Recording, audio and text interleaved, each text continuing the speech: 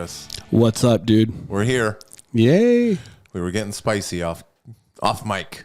Well, you guys ruined. I had like an hour float tank this morning. I was feeling really good, and he started bringing some ridiculous comments. And I'm like, that's the reason why I avoid comments in general. It's like, ugh. You were living high on life. I was feeling good. No, I still am. It's fine. Yeah. It's just part of the thing. Part of the thing. So something with, I think, having some sort of platform where people listen, it can be difficult to have like conversation and dialogue, right? Oh, completely unnatural. Yeah. The way it's done now. With like, let's say we have a conversation, but then we love people commenting, giving their opinion. But because that interaction isn't fluid, it's like we talk, someone says something, and then we respond to it. It's like clunky a little bit. Well, it's like texting anyway. It's like it's hard to convey. There's so much nonverbal communication is so huge part of communication, right? You have some, and there's some people that just like to troll. Right? They love it. They get little dopamine hits. They're like, oh, look, I fired them up. Oh, yay, good for me.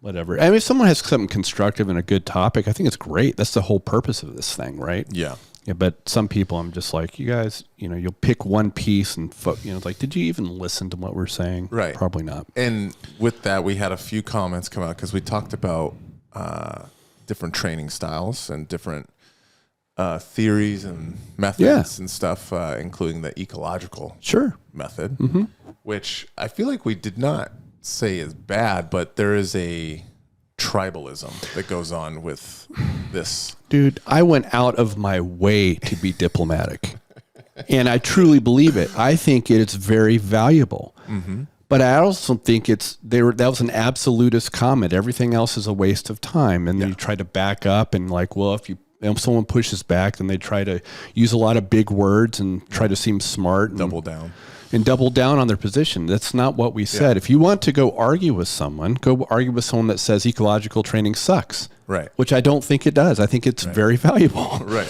But Jesus, there's other stuff out there too. It's like, Bill, here's one nutrition plan.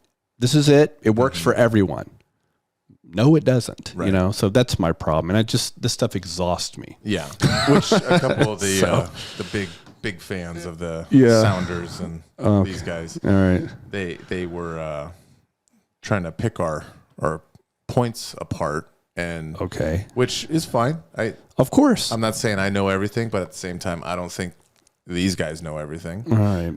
And to try to say one size fits all is kind of the thing that we were. That's my only problem with the whole thing. That was all my problem. Or not only one side, but everything else sucks. Basically, everything else is a waste of time. I had a problem with that. I think that was bullshit. But I think all these things are super valuable. And some people gravitate towards others. Some people will like the natural, organic kind of process and figuring out stuff on their own. They're naturally good problem solvers. Other people need more hand holding as students. For sure. And it's our job as instructors to understand that people need different things. That's part of communication. It's part of teaching. And I would say, like for example, today I was teaching. Right now, I'm teaching a spider lasso, a little bit more advanced scenarios. More than my little basic lasso that I taught on. I would say that's pretty advanced. It's not common. I'm joking, dude.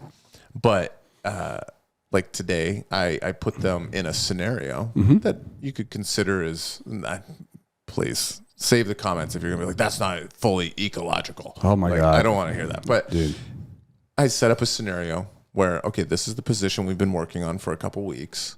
And then I've shown a couple different sweeps and triggers where, okay, like the Marigali sweep. And then if someone defends the Marigali sweep, that opens up this scenario over So you're here. chaining things. Yeah. And doing that over a couple week period.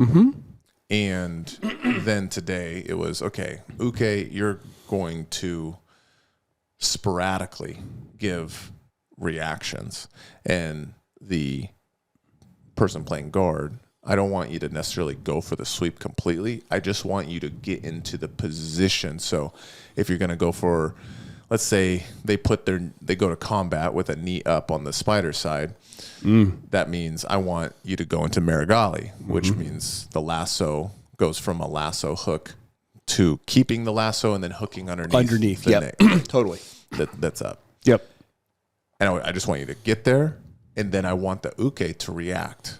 So the uke now then gets up onto their feet, or it goes into like a sumo squat, which means the Marigali is going to be very difficult. So I want them to unravel and then go into the trigger that we had there, which would either be a shin to shin or a de la hiva, lasso de la hiva. So you're basically going the common reactions and then counter reactions to these things. And then I created, or obviously I didn't create, but I made, this is the scenario that the uke needs to do. And then organically they're going to throw it out there. And then the bottom person, after knowing this, having these tools, needs to build the triggers in the moments.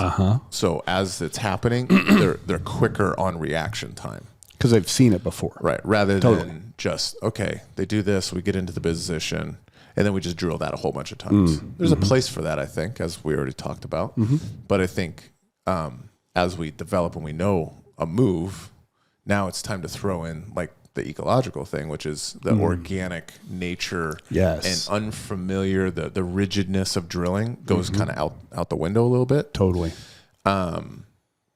So like I implement stuff like this. They're all tools, man. Totally. And at the same time, out of a class of 20 people, that's typically what our day class is I have probably 60% that need to be walked through. That's like, right. If I just show vaguely a position and I show, okay, this is what spider lasso is. These are the 3 most common styles of lasso: deep, shallow, super shallow. And say, go explore. I've tried this. I've been in classes. Yeah. I've dropped into gyms that only do ecological jiu-jitsu.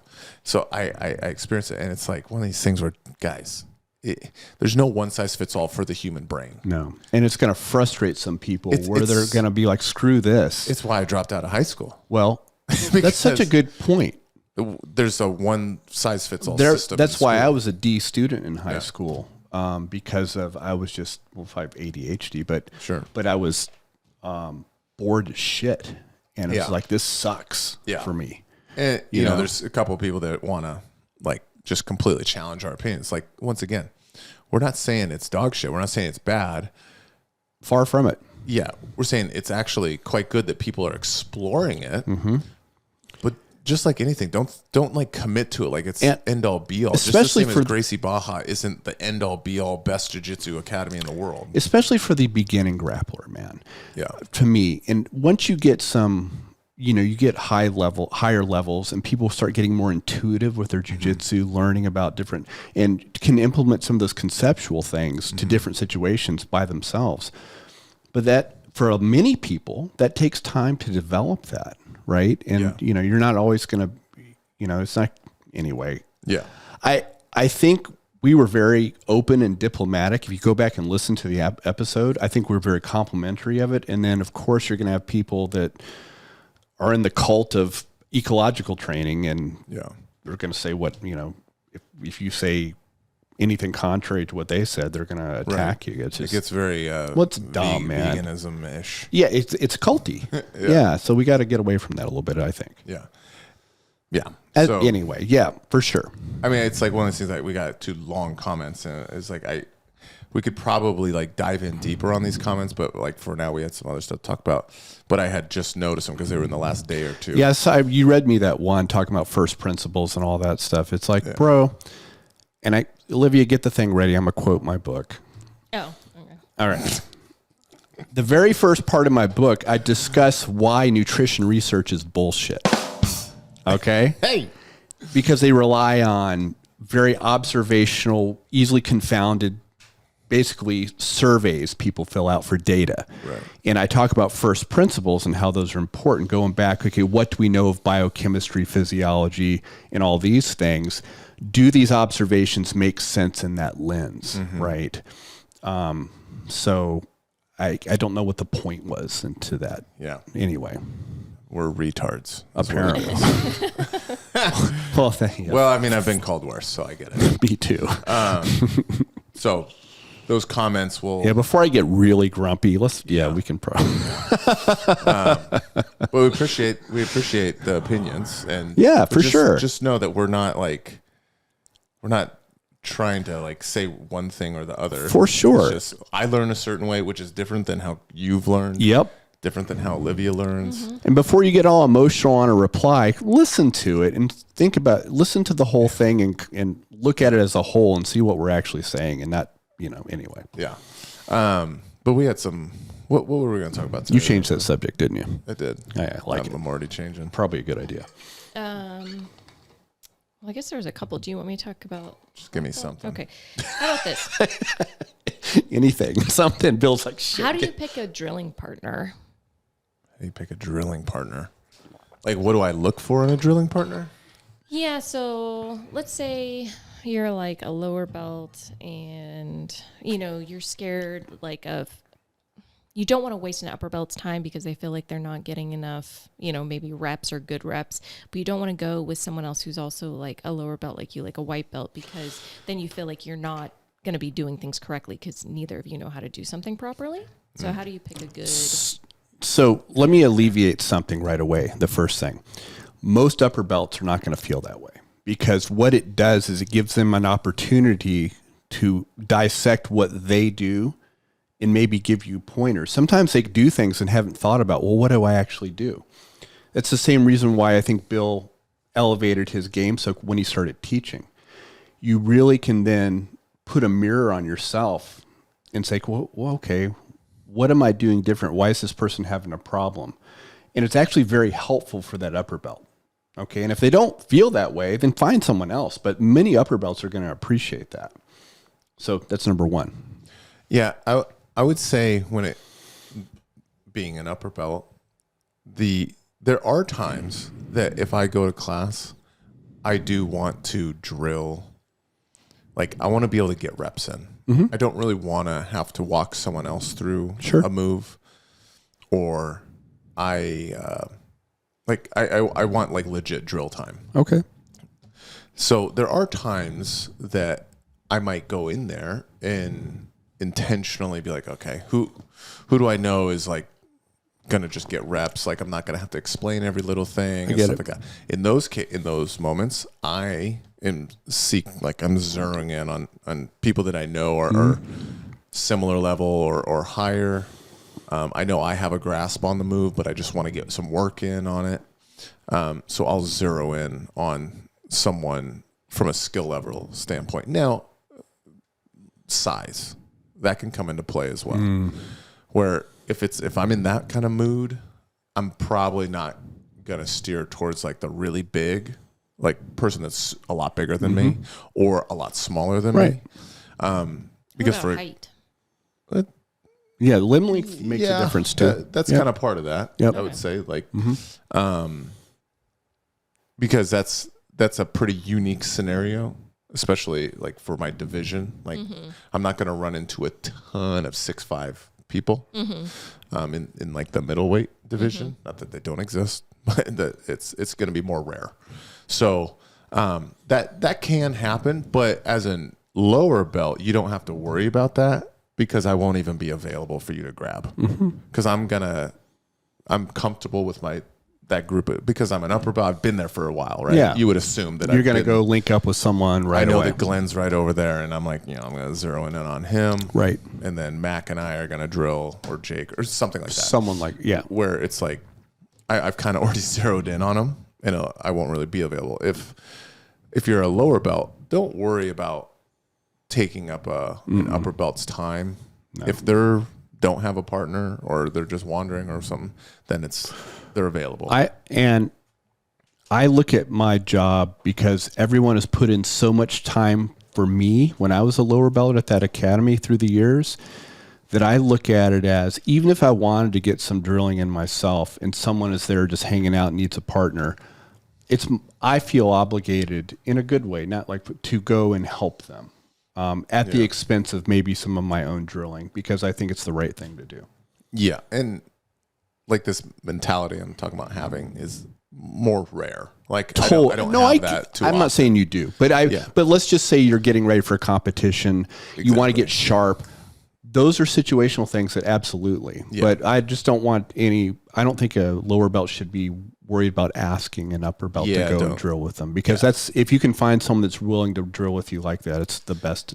Now, size wise, yes, I think that can be important for both people. You know, if you have like an ultra heavy or something like that, drilling with a middleweight or a medium heavy or a smaller. Sure. For both of you, the technique is going to be hard to get true feel out of. I agree. So I will like kind of look to at least somewhat similar size. Like that's important to me. Gender, I don't really think matters all that much. No. As long as the sizing is similar and like. For me, it's fairly similar limb length. Yeah. You know, even if you're carrying a lot more muscle mass, to me, I think that's the biggest thing. Yeah. Yeah, because you could have someone that's 215 or something, but if they're only 5'10" or something like that, it's like, okay, this, I could run into this. This can work out. Yeah, totally. But yeah, gender, I wouldn't worry too much about if someone's thinking about that.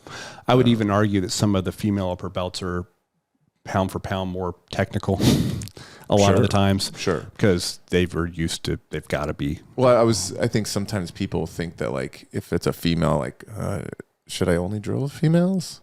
And if you don't have like that kind of an issue, like some people, they're not quite comfortable yet with drilling with opposite sex or whatever, which is fine.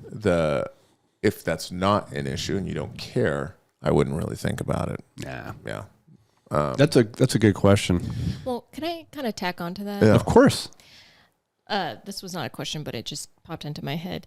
What advice would you give to someone, like, let's say they always partner with the same person and they're really wanting to start to take their own jiu-jitsu and drilling more serious, but their partner is not taking it serious. Okay. Like they kind of are joking around, kind of distracted, not putting in the effort. You can say his name. His name's Bailey. What would you do? Like, because you don't want to hurt their feelings, but you're like, I need someone who's going to drill with me serious. I wouldn't even, you don't have to do that. Like, hey, just for drilling purposes, I want to get different looks from different people. I feel like you can tell the vibe too. Like if there's a time where you're like, maybe typically you guys are kind of BSing a lot during training or drilling or whatever. And you're like, let me like, you kind of get the vibe when someone's like in the zone, like trying to like, here, let me get another rep in. Let me get another rep in, And if they're oblivious to that, then maybe you should find someone else. Yeah. And then if it's one of those days, then that you're feeling like maybe it's a move you're excited about or a series or something and you're really trying to like get that work in, then just partner with someone else. I don't think this is very similar at like churches. People find where they sit in a what's it called? This pew sanctuary thing. And like that's their spot. This happened in medical school too. It's hilarious. Where they get like, dude, they thought that was their seat, and I was like, "This is an auditorium, dummy." Yeah. They like set up camp, right? Dude, it's weird. And people get they get upset, locked in. Yeah, that I think it actually hurts development to drill with the same people every single class. That was my point. Getting more different looks at different people's, their motor skills, their who knows what, their athleticism might be a little different. Yeah. Yeah. There's variation's always good for that. Yeah. And I think it's good to have your favorite drilling partners, your favorite sparring partners. That's great. But just like if you're going to spar with the same people over and over and over and over again, it'll like, there's going to be a limitation to your growth. That's right. And that's why cross training can be so good.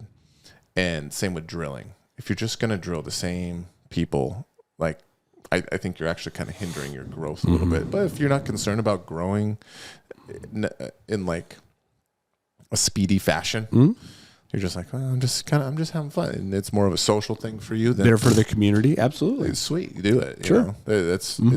That's speaking on that is more so from a skill acquisition, like optimization absolutely. standpoint. Yeah.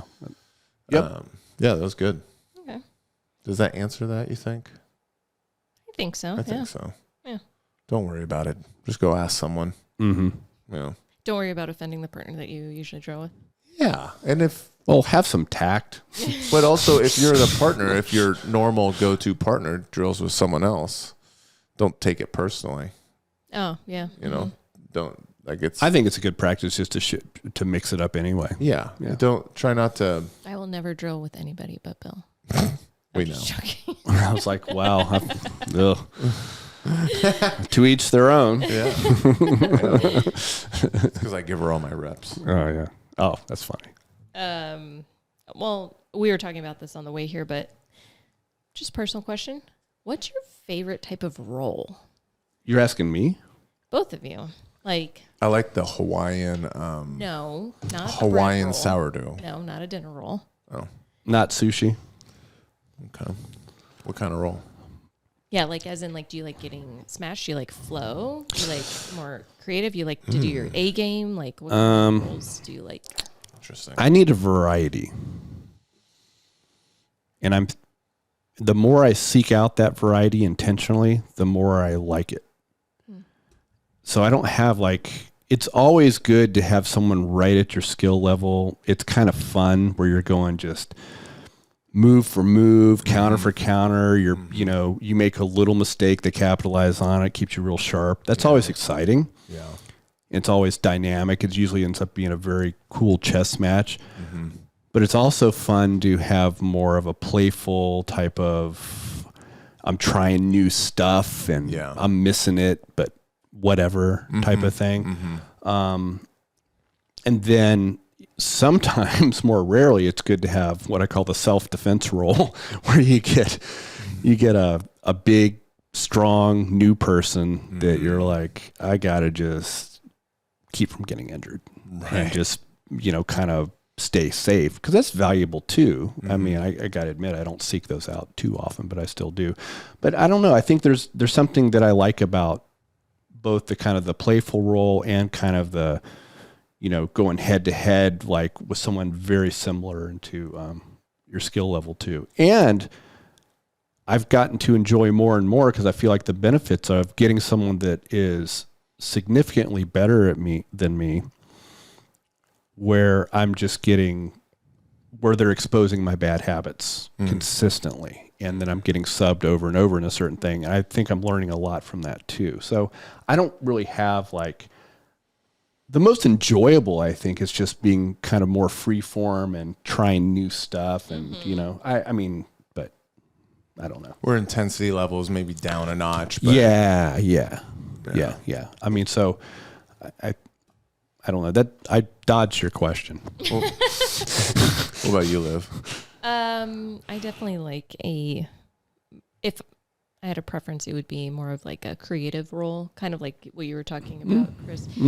I like it when people do things that are different and challenge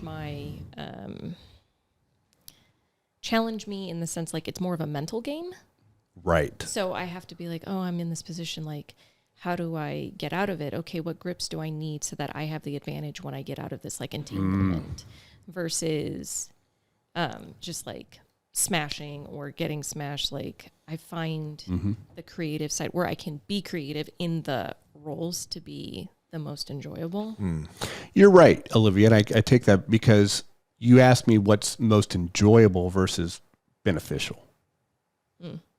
But I'm starting to get enjoyment out of things I find beneficial too, though. So I don't know. Because just so, getting smashed sometimes can be super beneficial. But you're right in the thick of it. It's probably the most enjoyable thing in the world.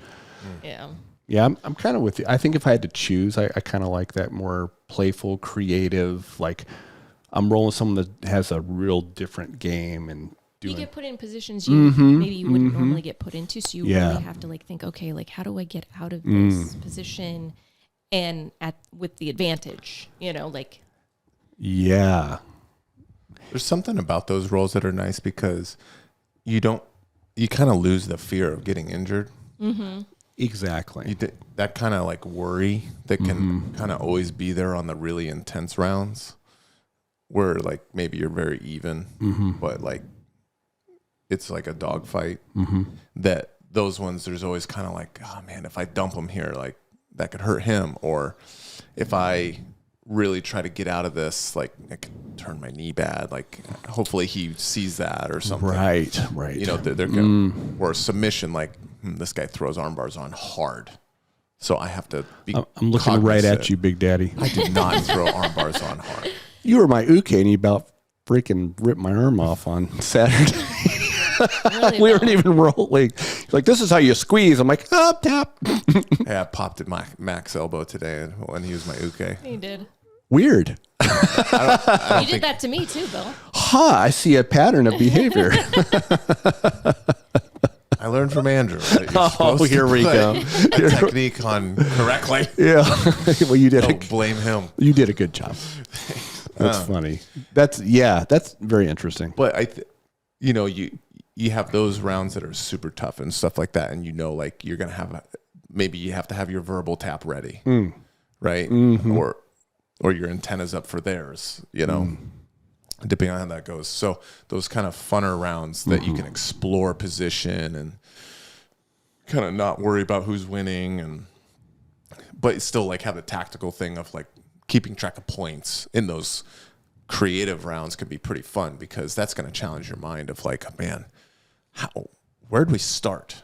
Okay, I just finished on top, but did I even get a sweep? That's a great point too. Like that can really challenge that side of it, which if That strategic side. Yeah, which if you're either someone that's, let's say, has interest in competing, or you do compete, like that's a huge benefit if you can try to keep track of each other's points during rolls.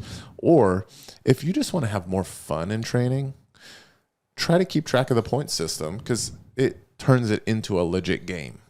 It is a game, right? Because we're scoring points and like, oh man, I'm actually down by 4 points. And I'm in mount right now. So, a bottom mount. You know what I mean? Yeah. Like, you're going to like, what do I have to do in the next 2 minutes? Mm. It makes it so, okay, I have 2 minutes to actually get out of a really bad spot, so I have to exert myself more. And then you have to be offensive for the next 2 minutes to try to get those points back. That can be a little bit more entertaining or enjoyable than like, okay, I'm just going to try to get out of mount. And well, tell your training partner what you're doing too. They're like, why the hell is this guy freaking spastic to get out? Yeah, something like, I know Mo and myself and Andrew, like when we're having kind of competitive rounds. When I say competitive, I don't mean I'm being competitive. I know what you mean. You're in that mindset, though. Yeah, we're going a little more intensity. We will like have a moment where we're like, okay, I think you're up by 2, right? Like we'll confirm with each other's math, because we're all trying to keep track. And then we'll look, and it's like a minute and a half left, and we just confirmed that, okay, someone's up, or we're tied, or there's just one advantage or something like that. Or you're arguing about the points. A little bit, yeah. And then it kind of lets us. That's almost like your trigger of like, all right, well, the next minute and a half, I got to go. I'm riding the bull. Take a little sniff of that cocaine. Here we go. So that can be kind of enjoyable. I think. My favorite role, like, I don't know. It's like sometimes it depends on the mood, for sure. Sometimes I thirst for that like slobber knocker of a round.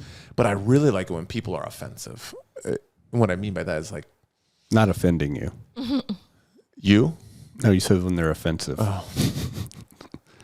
No, I want them to like be racist to my face. Call me a cracker and a honky. Nice. I know what you mean. Yeah, like when people have a little bit more, they open up rather than the like just super tight and like not really doing much, just sitting there like, oh, I got good defense, I didn't get submitted. Well, yeah, but you got your asshole beat in. Like your wiener got kicked in the dirt and dragged around. You know what I'm saying? And if you just like lose positionally, like, but you get dominated positionally, but you didn't get sub, like that's not a badge.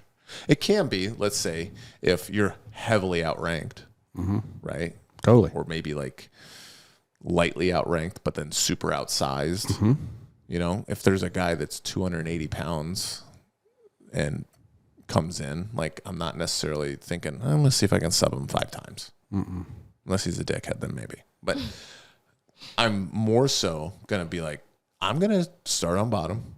I'm going to challenge myself to sweep this big heifer. And then I'm going to try to just stay there for the most part. Apply some pressure. So I want to get that comment at the end that's like, you feel heavy. Thank you.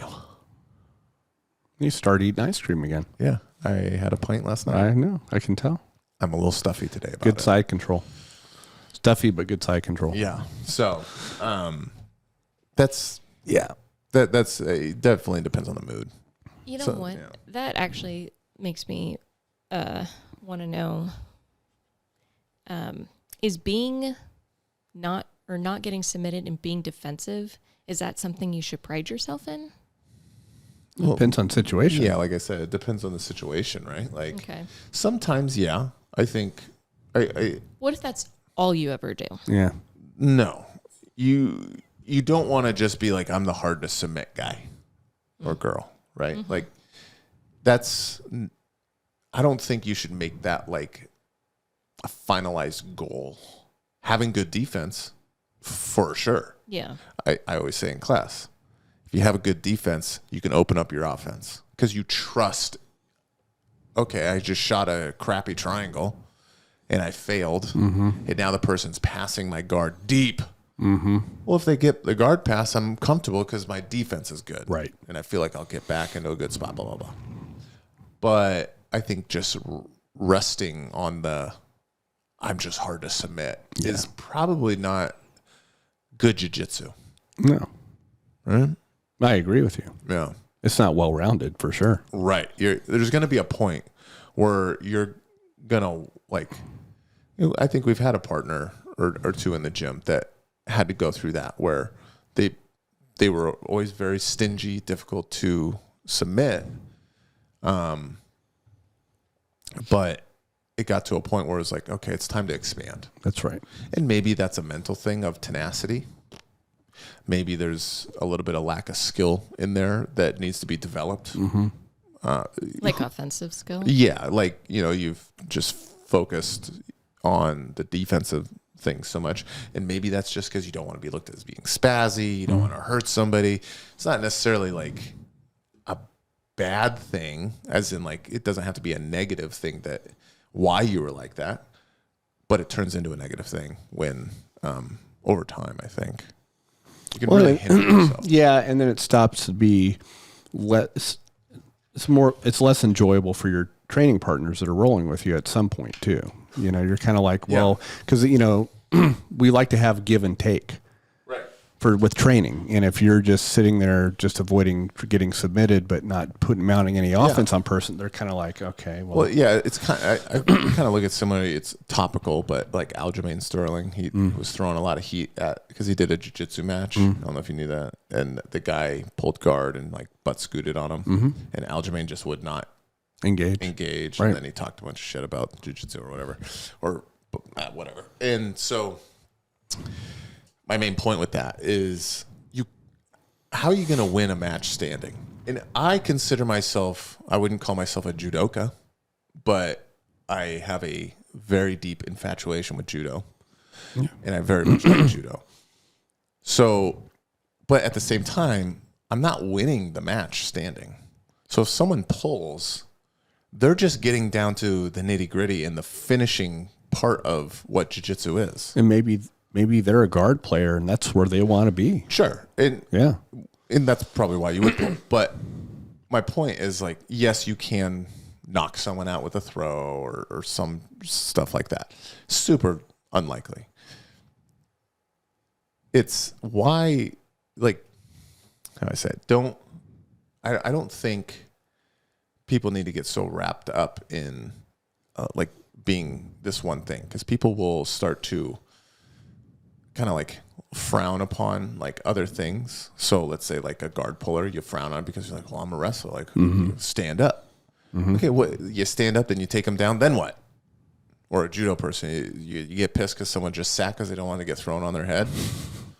Okay, well, you would throw them on their head, and then what? Yeah, it makes strategic sense for the other person. You can't pass a guard, most likely, because you're hoping to throw someone and land in side control, right? Or double leg someone, land in north south or something like that. So I don't know. That's the same with like the being defensive. People will start to pride themselves on just this one thing. It's like, open up. Open up your guard passing. Open up your offense from bottom, right? Take that risk so then you can actually be more dangerous. That was like a weird way to say all that. But no, it's a good point. I think I made it to the end, though. We got there. Yeah. You want more questions? If you got something. I don't. So that was it? Oh. a little interlude here. Oh, please. I will be remiss if I didn't say this. Well, congratulate my daughter.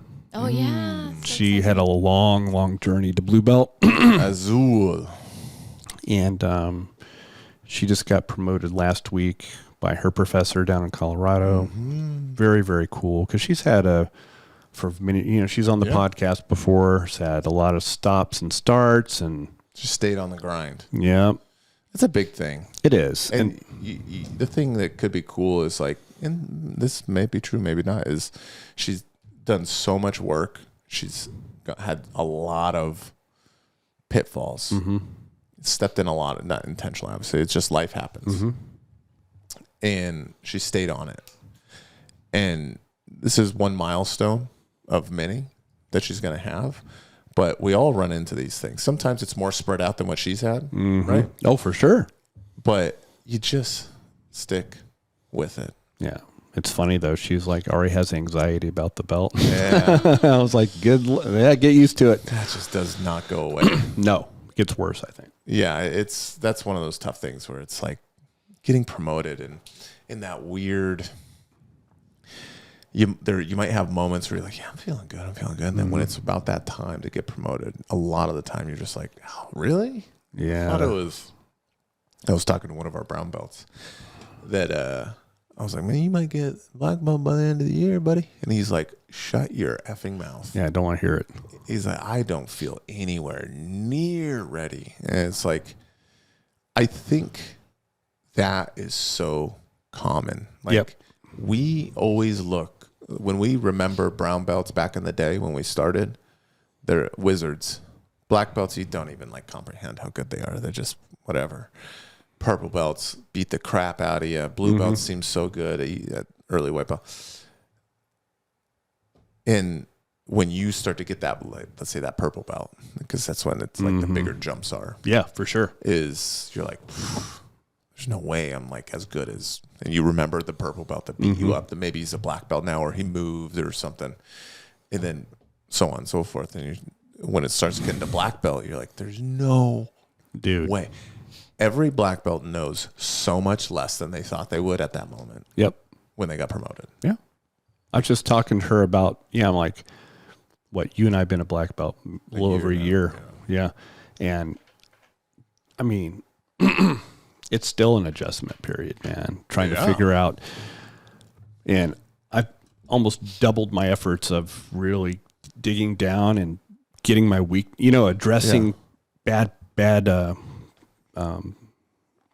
habits I have and all those little things, being very self-aware and self-conscious. You still have a ton of bad habits. It's like, totally. Yeah. you just learn faster. That's it. Right? Yeah. Adapt a little faster to things. Because you don't have to deal with like a lot of jiu-jitsu, it's the same moves in different scenarios. And like, similar motor skills. Right. Yeah. And body positioning and the theory and stuff like that with leverage. And you're like, oh, okay, yeah, but this is just a different application of this. Yes. Right? Yeah. My feet are just over here, Right. but it's the same push-pull that exists in every freaking setup. Yeah, or the same, this bridging mechanic is similar, right? Or And so because that's now like in your DNA at black belt, you're like, okay, I can like pick stuff up quicker. I can learn stuff faster. I can implement stuff sooner. Right. And especially if you put some actual effort and time into stuff, then it's like, it can really become part of your game fast. And stuff doesn't leave as well as when I say leave, it's like you stop doing something for a bit. it's not completely gone like at blue belt where it's like, oh, I haven't done a Toriano in a long time, and then you try a Toriano and you like don't even make grips and you just fall. You're like, well, no, like you can pull stuff back and dust it off pretty quick and much better. Yeah, and I was telling her that I'm like, this is the belt where people actually usually leave jiu-jitsu. Yeah. For whatever reason. Yeah. And, just use it as just keep the momentum going. I think there's like a sense of accomplishment that happens where people are like, oh, finally, just got my ass kicked for 2 years or a year or 4 years or whatever it is. And then they look ahead and like, oh, no. It's like, I'm still, but you have that accomplishment feeling. So you're like, I did something good. And it's the same. It's really so similar to nutrition. Mm-hmm. I lost that 15 pounds, or I dieted for 3 months straight. Mm-hmm. I got under 200 pounds, or whatever it is. Goal was, or at least a micro goal. And then you're like, I'm going to treat myself with some cookies and cream waffles from IHOP with some jelly on the side. I like looking at your eyes when you start talking about that. They gleam. Oh, there's a little tingle, a little sparkle. I can see the dopamine just in your brain through your eyes. There's a beautiful purple belt that sent me a photo of his waffles this weekend. So that's what he got, is cookies and cream. He's called an enabler. He should know that he's a Blue Falcon too. He's a big time Blue Falcon. Yeah. For those in the military. He's in the Navy. Hey, Bill. Oh, I know who you're talking about then. Yeah. Okay, well, because you guys are kind of talking about like black belts and that like what it's like to kind of like transition into that. What do you think is the coolest thing about being a black belt? I know that sounds corny. I don't got to do my laundry anymore. I'm sorry, what? What? When I got my black belt, I stopped doing my own laundry. You smell like it too. How dare you? Yeah. She has to do it now. Oh my, whatever. What happens when I get my black belt? We get a maid. That's ridiculous. Okay, I know asking what's the coolest thing, but I mean, what are things that like, changed, or like maybe pressures that stopped, or do you get what I'm saying? Like, yeah, I get what you're saying, but there's no pressures that stopped. Okay, well, yeah, there's definitely. Well, as in like you can feel maybe more like able to say like no. No. I think I am more comfortable with when I talk about jiu-jitsu. Like I can be like, I have a little bit more confidence like when I'm talking about it. It's almost like I think this is bad actually when people throw their degree out there or some shit and you're like, oh, that's so ugly. It's so icky. And not that I throw out there that I'm a black belt, but like you wear it to the bars though. If we're talking jiu-jitsu and then someone asks, then it gives you some credibility. And I have like I don't know if it's like a confidence or it's just something. It's like I feel I start to feel like and maybe this is more so because I also respect Andrew that gave me the black belt. That I'm like, yes. You know what? I start to have some confidence in my knowledge of jiu-jitsu. Mm-hmm. Now that is that a sine wave, the thing that goes up and down? That is a sine wave, yes. That's my confidence. Okay. Sometimes I will feel it, and then sometimes, no, you're the dumbest black belt in the state. Now, I hear you on that. Yeah. I looked at getting a black belt like graduating medical school. And then, like, if you graduate medical school and then all of a sudden you feel like you know everything about medicine. Nope. Far from it's the opposite, matter of fact. It gives you just a baseline competence to build more knowledge and to really explore what kind of martial artist you want to become in the art. I don't know. I haven't. There's still a lot of pressure. A lot. Well, I mean, there's perks though, right? In the sense of like you can more so pick like what you want to work on, right? Like you're not beholden to necessarily a curriculum. I think you're not looked down on if you're You just show up for open. Yeah. People don't care as much or pay much attention if you're like. At the same time, if you're in a class, even if you're a black belt, I don't think you should really be working on something else. Like you still are an example. I agree. To the team or the room. Even more so. And it looks, like if you're off in the corner working something every freaking class, then and then you also came in late. Yeah, I mean that sets a bad example. I think the privilege is to have a certain level of knowledge where I'm comfortable sharing that knowledge a little better, but I feel a lot more responsibility and pressure not in a bad way, but like I feel because everyone has given so much to me in my development, I feel like helping everyone else out is a big part of the thing that's changed now. I feel like there's never sense that our professor has an obligation, but I just think for me as one of his black belts to go around, and maybe help during class when someone's having trouble, when there's 60 people in class and there's, the professor can only do, just like very much like when one of us is teaching, like you were nice enough to go around and help I think that's a change. Something that I think is important, there's a different facet that I think is, to me, as an expectation for black belts to do that. Because not every black belt's a good teacher, and I think you should develop some of that.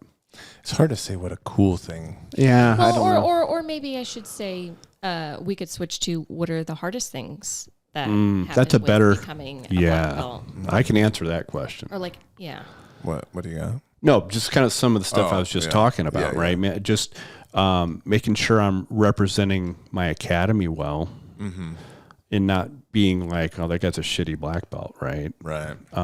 That's like a huge fear every time I go into any open mat, and I'm like, well. Do you feel like you have to say yes to more roles per se? Like, because then people are like, well, why wouldn't you want to? That didn't change at all for me. No. Although I was, I don't know if they were joking or not, but I typically will say no to Casey, except for once a month. And that's the only butt beating you want a month like that.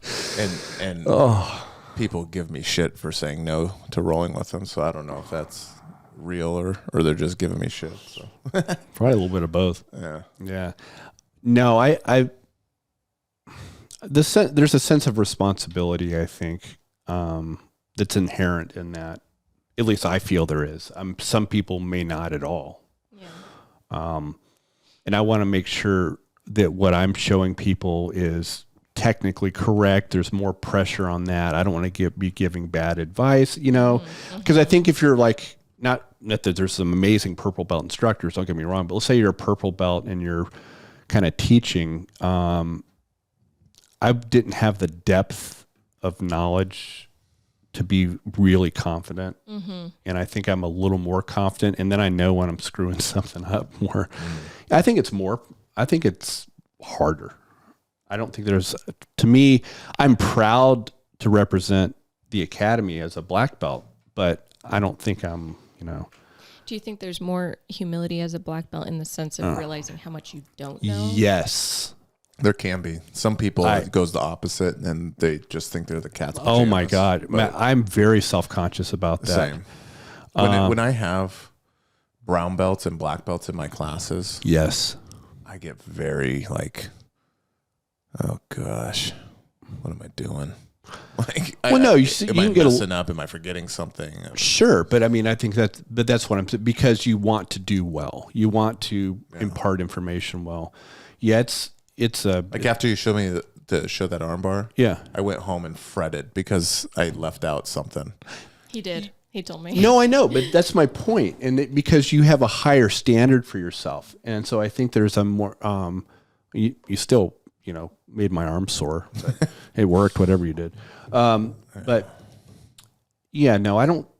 It's very different in that way, especially if you want to really contribute to your academy and help make it better, and then help what the vision your professor has for the academy, help be an ambassador for that. That's a lot of pressure. It was cool. I was at company dinner, and someone asked if I did jiu-jitsu or something. Like, you do that, right? I was like, yeah. And they're like, oh, what belt are you? I said, black belt. And they go, okay, so what? Like, blue belt's the highest, right? And where's black belt in there? And They really asked if blue belt was the highest? And I was like, well, it's that black's typically The highest. without getting into coral belts And red belts and stuff. Yeah. And they're like, oh, damn. So that was kind of cool. And I choked him Did you? across the table. With I your said, legs? let me just show you what I could do here. Touched his face. Yeah. So I don't know. I'm not walking around thinking I'm cool. Yeah. I'll tell you that.